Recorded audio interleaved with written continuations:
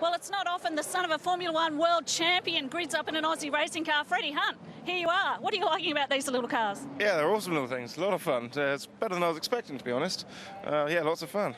Yeah, I mean, with your pedigree, you could race anywhere, and yet here you are. Well, yeah, well, you say that, but not that easy. But no, it's great. I'm very happy to be here, and thanks to Hyundai and Driver Club for sorting it out for me. P8, good luck to get through it. Thank you.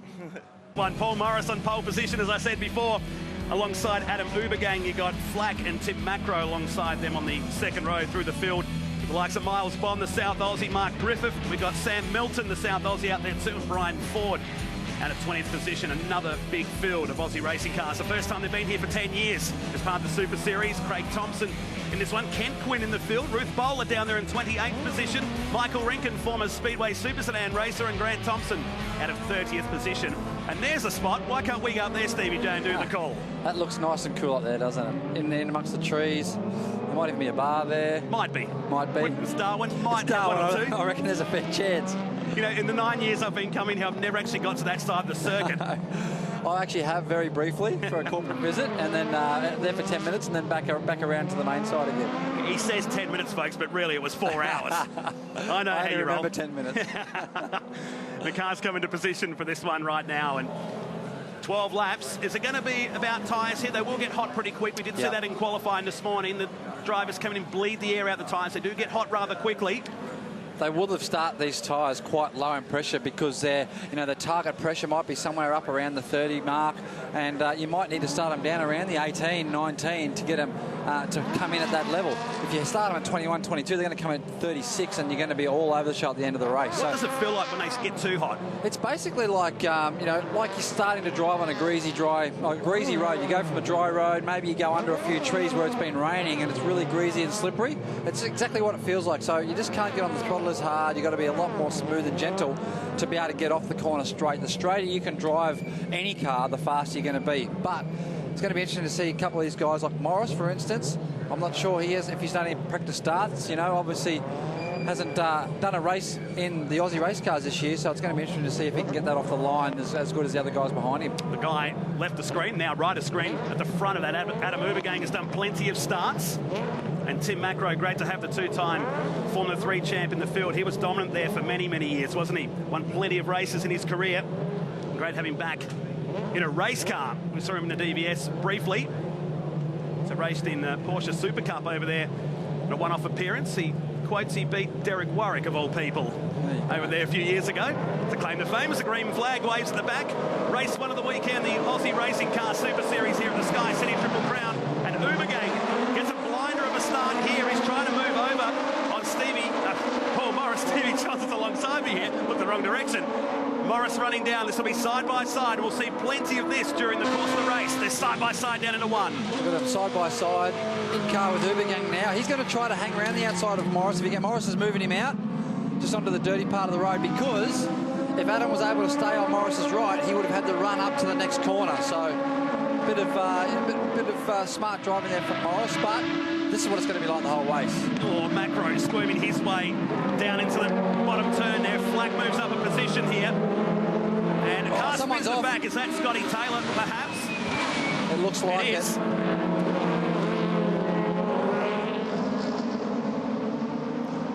Morris just squirming the thing out of turn 6 and into turn 7 there. They're right on his hammer.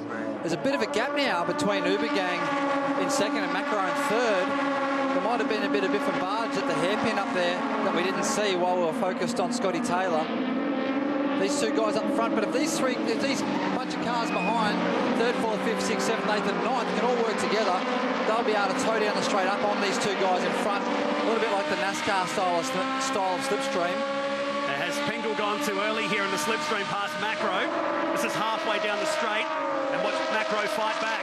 You watch this, a double tow here, and Ubergang on Morris. This is great stuff. Flack's come down the inside as well. So Flack's gone from 5th to 3rd in one go. Shades of qualifying, isn't it? It's only lap 2 at 12.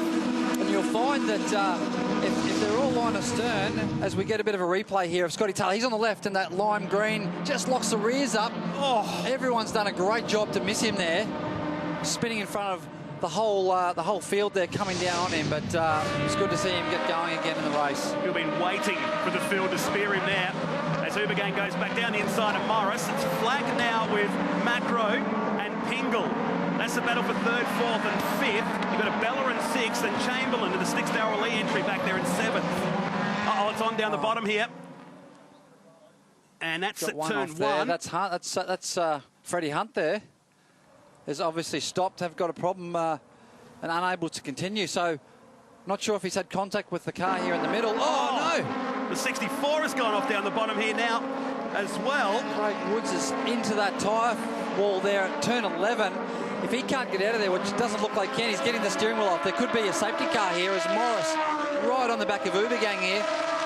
Paul's doing the smart job here. He's trying to work together, pulling out late so that they don't slow each other down for the massive group behind them, which is all 3 wide. You know, the guys behind here, how they're 3 wide, they're not able to continue that pace down the straight to catch these other guys. If they all sat line astern and push each other, they'd actually push themselves back up onto the rear of Morris's car, back up into the lead bunch. Almost a dance partner in this game, don't you?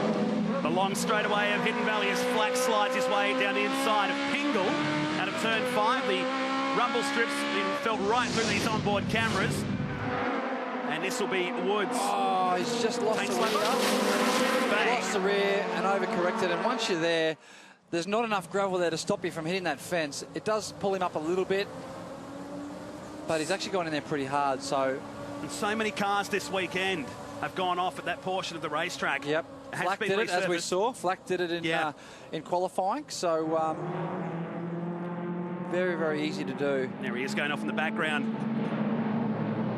And again, that tyre wall has saved so many cars this weekend. The Sinclair Ford-sponsored entry jumps out. He'll have to wait for race number 2 later on this afternoon. He climbs out and gets a prime position. Maybe he can stand there in his own little corporate box and watch on. It looks like it's just going to be a local yellow at turn 10 and 11. For Woods' car, they're stuck in the fence. The rest of the racetrack is live and you're able to pass. But once you come up to that turn 10 and 11, there will be yellows there that you will not be able to pass. So these guys are going to have to keep that in mind if they're trying to set up a passing manoeuvre in the last few laps coming onto the straight. And engines that are revving at about 11,500 RPM. And as you can see there, sequential gearbox. There we go. Macro's just moved Flack out. That's given Pingle the run. Oh, they're touching there. I'd like to be Chamberlain here in the moment, the Sticks entry. He's just sitting back and watching what's happening here at the moment. As Macro leads him through turn 7. This is the battle for 3rd, 4th, 5th, and probably back to 8th position, this train of Aussie racing cars. You can see there, little quick view there. Oh. Bit slide again in turn 10 by Pingle. Managed to catch it. There was a local yellow there. We can see that shot with Morris and Ubergang up in front. Not that's really a passing opportunity at the top section of the circuit anyway. But you want to get the maximum run. Talking of which, here comes Pingle. He's got to do it the hard way. Macro's done this in Formula 3 here before and knows what it's all about on the run to turn 1. Now we've got a yellow down here at the sudden moment as we see Macro make the pass. He might have backed out, have to have backed out of that because there was a yellow down there. It's hard to see why. It's still waving down there. I can see from the commentary box here. Would that be for Freddie's car? I can see in the background the shot there. So Freddie's car is in a bit of a situation down there. It's on the outside, and if someone did come down there and have a bit of a moment, it is quite dangerous. And there it is right there, right on the access road there at the end of the main straight. It's part of the resurfacing that's been added to the drag strip here at Hidden Valley as we continue this battle side by side. Around turn 7, the cameras don't give you the justice of how far away the track drops to that portion of the circuit. Yep, here's another yellow section up here. It's a great battle, isn't it? It is a great battle. Now the last turn, so almost halfway home in this one. Check out a replay. This is the run down to turn 6 from Pingle's point of view. The Spirit of Lockyer entry. All door slam shut. He's trying to force entry, if you will. And the Hyundai has nothing doing with it. It's that wave yellow down. Now they've pulled it away. Yep. And Morris fancies a shot down the inside. That was in the foreground of the shot. He 14 pairs of eyes to see what's going to Macro with a lot of heat in the one. Maybe he can straighten it out here for the turn, otherwise he's going to be backing up. Morris wasn't able to pull that move off. Pingle's still there. Macro and Flack side by side. So Ubergang is leading, but this is the battle of the race. Oh, no! Oh, they've hit. And Flack gets served off in car 20. That's the champagne bottle effect, isn't it? Oh, it's hard to see what happened there, whether it was Abela or, Benny Walsh. He was on the inside. I think he was innocent there. Abela was just a little bit hot under brakes and wasn't able to stop. Meantime, these guys battle on in front. We did forecast this would be the case. Here's a replay of when the cork popped down at turn 5. And who was that unloading the 19?